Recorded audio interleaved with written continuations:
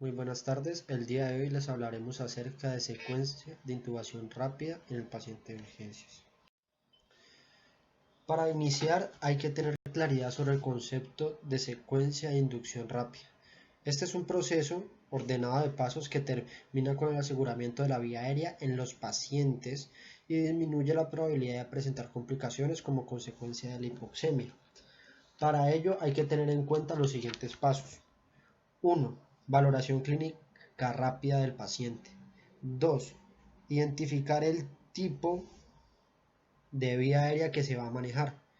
3. La rapidez, agilidad y control de tiempo que debe tener el personal de salud que va a realizar este procedimiento. Y 4. El tipo de medicamentos a utilizar. Una de las preguntas que todo médico se hace a la hora de tomar la decisión de intubar es ¿qué pacientes son candidatos a ser intubados? Bueno, los pacientes candidatos son aquellos en los que se sospecha que no se puede mantener la vía aérea protegida, como por ejemplo pacientes con Glasgow menor o igual a 9, pacientes con paro cardíaco, con insuficiencia respiratoria, con obstrucción de la vía aérea, entre otros. Son los que se va a proceder a intubar. Para ello hay que realizar una valoración previa. La valoración previa lo que permite al médico es predecir si se encuentra ante un paciente con predictores de difícil acceso a intubación y así poder anticiparse a su manejo. Por ende, se va a utilizar un ABCD similar al usado en los pacientes con paro cardíaco, los cuales vamos a tener la letra A, que significa vía aérea, donde debemos tener todos los dispositivos para el manejo de la vía aérea. B, de buena ventilación, en donde debemos disponer del sistema de administración de oxígeno suplementario adecuado para el caso, ya sea un sistema semiabierto como lo es el AirStress o un sistema cerrado como lo es el dispositivo BVM o por su marca comercial dispositivo AMBU. La C de circulación, el cual nos va a permitir garantizar la permeabilidad de los accesos venosos y tener preparados los medicamentos, usar y monitorizar al paciente. Y la D de difícil vía aérea, el cual nos va a permitir examinar rápidamente al paciente para determinar predictores de vía aérea difíciles, los cuales los vamos a ver a continuación, y así tener listos los dispositivos para enfrentarlos. Bueno, es muy importante tener en cuenta las variaciones anatómicas y patológicas que tiene el paciente, debido a que nos da una idea de las características de la vía aérea del paciente y nos permite determinar si la intubación va a ser de fácil acceso o de difícil acceso. Para ello, vamos a tener en cuenta tres puntos importantes: la apertura oral, la distancia tiromentoniana y la distancia mentoesternal. La apertura oral se va a valorar midiendo la distancia entre los incisivos superiores e inferiores con la cabeza en posición neutra y la boca abierta, como podemos ver en la imagen. Y categorizamos una intubación difícil si la distancia es menor a 4 centímetros. La distancia tiromentoniana se evalúa desde el borde superior del cartílago tiroides hasta el punto más saliente del mentón con la cabeza extendida al máximo, y se va a catalogar como una intubación difícil si la distancia de estas es menor a 6 centímetros, debido a que se puede asociar una laringe anterior y a un menor espacio en la cavidad bucal para comprimir la lengua y realizar adecuadamente el proceso. Por último, la distancia mentoesternal, la cual la vamos a valorar con la cabeza extendida al máximo, midiendo la longitud desde el punto más saliente del mentón hasta el borde superior del esternón, y se va a categorizar como una intubación difícil si la distancia es menor a los 12 centímetros. Ahora, en los pacientes de urgencias es muy difícil realizar adecuadamente la medición de estas distancias. Para ello se ha creado la regla 322, la cual implica las dimensiones de la vía aérea que facilitan la visión directa de la laringe. Es importante resaltar que esta regla se van a utilizar los dedos de la mano del paciente, no los dedos de la mano del médico. Entonces, 3 dedos de apertura oral me van a indicar la facilidad del acceso a la vía aérea. Se va a categorizar como un acceso fácil. 3 dedos desde la punta del mentón hasta la altura del hueso ioides nos va a permitir un estimado de volumen del espacio submandibular. y 2 dedos desde la altura del hueso ioides hasta el cartílago tiroides. Esto nos va a permitir entender la ubicación de la laringe en relación a la base de la lengua. Al usar esta regla, podemos acortar el tiempo de valoración previa para poder proceder a la realización del proceso de intubación.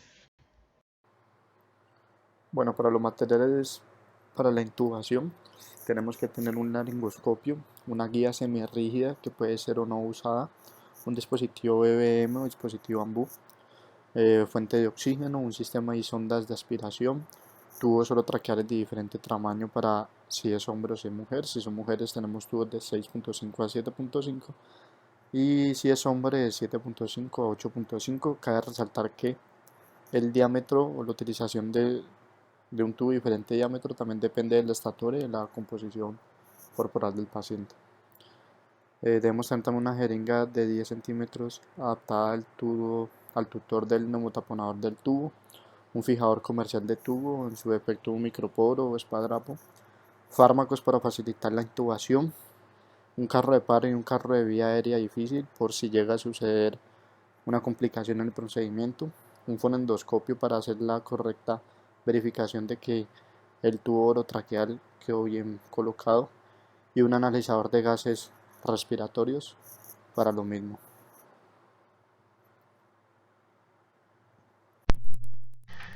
Entonces, tenemos que realizar una oxigenoterapia previa intubación. El objetivo de esta oxigenoterapia es desplazar el nitrógeno que se encuentra en los alveolos y reemplazarla por oxígeno con el fin de aumentar el tiempo de la tolerancia a la apnea en el cual el paciente se está encontrando en el momento. La técnica recomendada es inspiraciones profundas sin límite de tiempo con sistemas de alto flujo de 5 a 10 litros de oxígeno sobre minuto, hasta obtener una concentración exhalada de oxígeno del 80%, la cual se mide con el analizador de gases respiratorio, el cual se tiene en el momento. Entonces, ¿cómo administramos el oxígeno? Mediante el dispositivo BBM o AMBU, posee un balón de una capacidad de 500 a 3000 mililitros, el cual se debe proporcionar para administrarle al paciente con una cantidad de oxígeno que corresponde al volumen corriente, en este caso 6 mililitros sobre kilogramo, y permite la expansión torácica. Los números de ventilaciones recomendadas son entre 10 y 12 por minuto para que el paciente no llegue a entrar en una hiperventilación. Tenemos que antes de intubar la parte de la oxigenoterapia también tiene que haber unas maniobras de preintubación. En este caso se inicia con repasar la lista del chequeo ABCD que ya se mencionó anteriormente. Se tiene que colocar la cabeza del enfermo a la altura de la apófisis sifoide de la persona quien va a realizar el procedimiento, o se tiene que levantar una elevación de 10 centímetros, ya sea con una almohada o con un elemento que se tenga a la mano. Se tiene que levantar la mandíbula tomándola de ambos ángulos con cada mano y empujándola hacia arriba y hacia adelante para permitir una mejor posición de ella. En casos de trauma faciales o de cabeza y cuello, la columna cervical se debe mantener en posición neutra para evitar lesiones. Se tiene que elevar el mentón colocando los dedos de la mano debajo de la mandíbula, la cual se tracciona suavemente hacia arriba con el objeto de desplazar el mentón hacia adelante, como ya se había mencionado anteriormente. Continuando con estas maniobras, la extensión del cuello es una maniobra esencial, pero está contraindicada en trauma cervical o en los casos que no se haya evaluado la columna cervical. Se tiene por obligación que extraer prótesis dentales de cualquier tipo, un cuerpo extraño el cual no se conozca y la cánula orofaringea.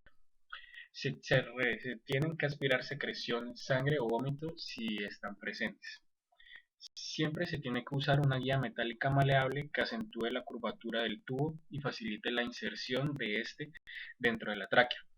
Esta guía se debe dejar a 1.5 centímetros del extremo distal del tubo y retirarla una vez el extremo distal alcance la apertura. En las maniobras para la intubación debemos tener en primer paso, coger el laringoscopio con la mano izquierda, lo cogemos por su manubrio e introducimos el laringoscopio, la punta del laringoscopio por la comisura bucal derecha. Al introducirlo desplazamos la lengua hacia el lado contralateral, o sea hacia la izquierda, y vamos a hacer una tracción con el laringoscopio hacia adelante y hacia arriba. Hay que tener cuidado de no apoyarse en los dientes. Una vez hecho esto, pues se coloca la punta del laringoscopio en la vallécula epiglótica y de esta manera se logra ya ver la epiglotis y las cuerdas vocales. Sin embargo, hay ciertas contraindicaciones para la realización de estas maniobras, como lo son trauma en la vía aérea superior o en la columna cervical, antecedentes de artritis severa, un cuerpo extraño en tráquea o en esófago, que el paciente presente absceso retrofaríngeo o un divertículo esofágico superior.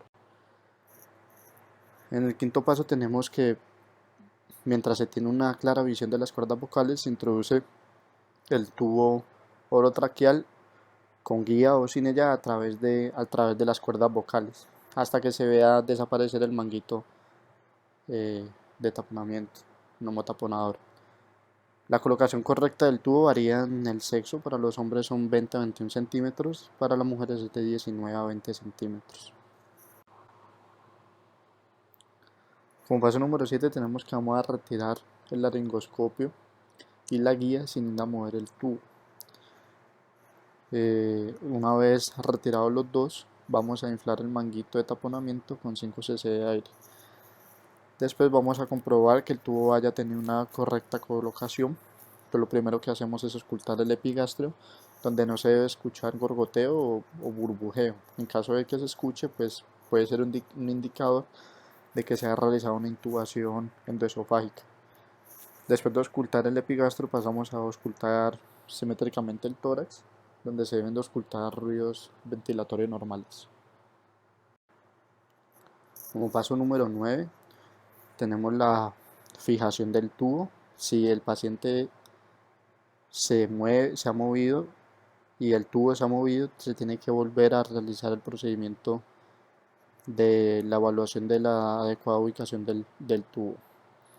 La fijación del tubo se puede hacer con gasa, con espadrato, con un fijador comercial o con vendas ángel. También se puede introducir una cálula orofaringia para impedir que el paciente muerda el tubo y obstruya el tubo sanguíneo. Luego se conecta el tubo a la fuente de oxígeno y al dispositivo AMBU y se inicia la ventilación artificial. Hay que tener en cuenta que si la intubación no se ha logrado a los 30 segundos de haber parado la preoxigenación, el médico debe parar, volver a preoxigenar y alcanzar los niveles meta de oxígeno exhalado y realizar de nuevo, una vez alcanzados los niveles, realizar de nuevo el intento. Si la persona que está realizando el intento no está entrenada, ya no puede volver a hacer más intentos, sino que debe esperar hasta que venga el especialista. Mientras el especialista llega, puede permanecer ventilando al paciente con un dispositivo BBM o puede hacer uso de una mascarilla laringea. Después de ya haber intubado al paciente, de haber hecho el procedimiento, se tiene que verificar la posición del tubo para poder ver si fue una intubación adecuada o no adecuada, o inadecuada. El principal signo de una adecuada posición del tubo y que la intubación fue adecuada es haber visto que pasara a través de las cuerdas. Luego se verifica a través de la auscultación del abdomen y el tórax, que el abdomen no haya una distensión y que ambos hemitórax estén ventilados. Y también se puede usar la capnografía. En la intubación inadecuada se puede clasificar de dos maneras, una intubación esofágica y una intubación endobronquial. En el caso de la intubación esofágica, los signos que manifiestan de que se hizo esta intubación es la auscultación de gorgoteo a nivel del epigastrio, la emisión de sonidos como gruñidos o palabras incoherentes, la ausencia de ruidos ventilatorios en ambos hemitórax y la presencia progresiva de distensión abdominal. En el caso de la endobronquial, la ventilación asimétrica de los hemitórax es el signo al cual se ve marcado. Ya después de que el paciente está entubado y se verificó que estaba bien adecuado el tubo, se tiene que realizar oxigenoterapia post-intubación.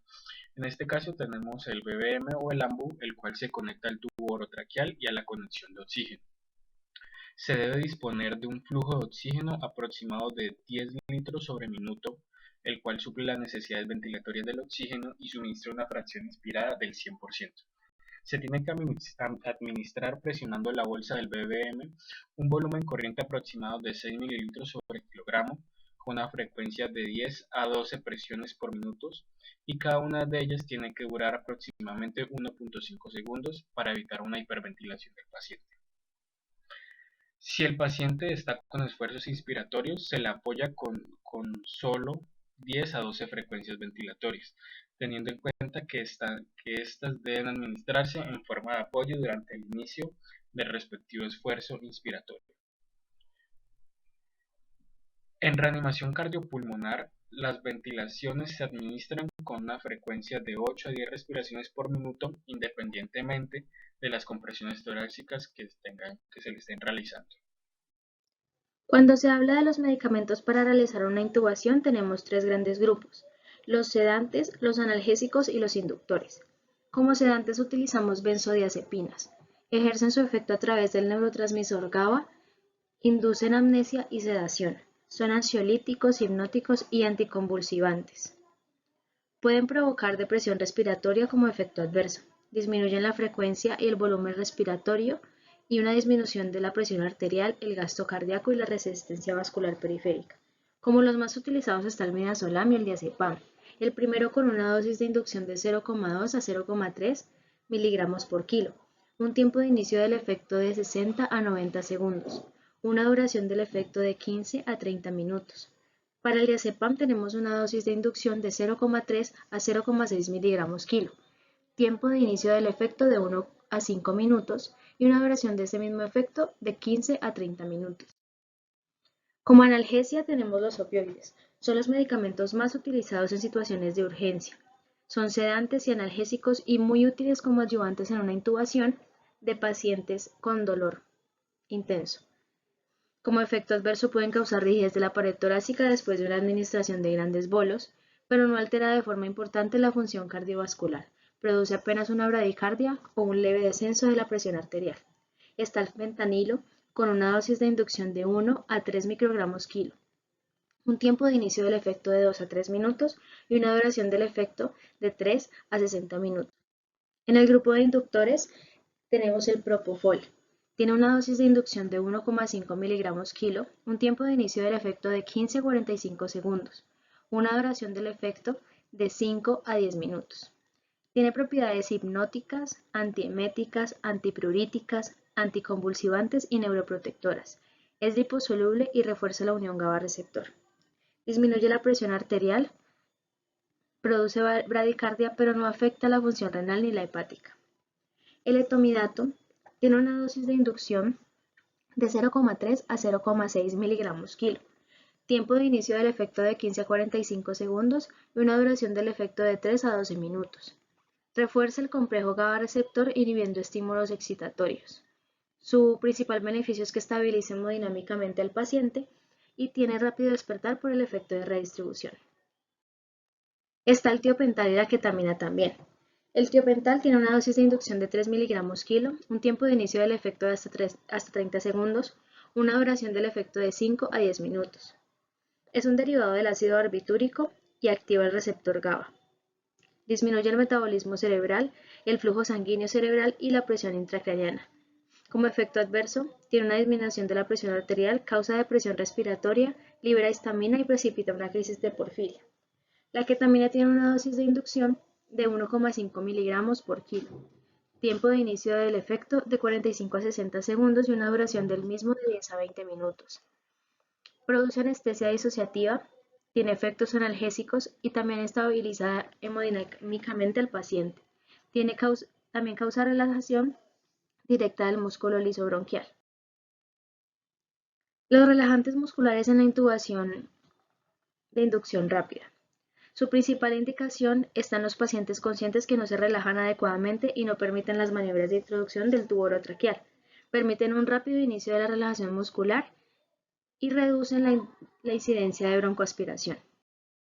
Está la succinilcolina, que promueve la unión de los receptores de acetilcolina, ocasionando una parálisis muscular. Está contraindicada en situaciones de fasciculaciones, hipercalemia, bradicardia, bloqueo neuromuscular prolongado, hipertermia maligna y espasmo maceterino. Su dosis de inducción es de 1.5 miligramos kilo, un tiempo de inicio de los efectos de 45 segundos y una duración del efecto de 6 a 10 minutos. También está el rocuronio, es un bloqueante neuromuscular no despolarizante, compite con la acetilcolina bloqueando su acción. Es el medicamento de elección en pacientes que están contraindicados para el uso de succinilcolina y está contraindicado en casos de insuficiencia hepática. Su dosis de inducción es de 1.2 miligramos kilo, un tiempo de inicio del efecto de 60 a 75 segundos y una duración del efecto de 40 a 60 minutos. Luego de la intubación, se pueden administrar al paciente medicamentos sedantes y analgésicos, tal como la combinación de una benzodiazepina y de un opioide, en forma de infusión continua. Es un procedimiento que se realiza bajo constante vigilancia médica con el objetivo de mantener a los pacientes sin dolor. Para finalizar, hay que tener en cuenta que la secuencia de intubación rápida es un proceso que consta de 7 pasos. Para ello, la memotecnia es a 7 Ps. Preparación, preoxigenación, pretratamiento, parálisis con inducción, protección, posicionamiento del tubo y posintubación. Y cada una de estas fases consta de un tiempo determinado. La preparación debe realizarse 10 minutos antes de la parálisis con inducción que va a dar inicio al proceso de intubación. La preoxigenación se realiza 5 minutos antes de la parálisis con inducción y el pretratamiento 3 minutos antes de la parálisis de inducción. Como vimos a lo largo de la presentación, el proceso de intubación consta de máximo 30 segundos después de la parálisis de inducción, como lo podemos ver en la siguiente tabla, y el posicionamiento del tubo un máximo de 45 segundos después de este. Y por último, el proceso de posintubación se realiza 1 minuto después de la parálisis con inducción. La referencia que se usó para la realización de esta presentación es del artículo de inducción de secuencia rápida para la intubación orotraqueal en urgencias, realizado por el Repertorio de Medicina y Cirugía en el año 2017. Muchas gracias por su atención.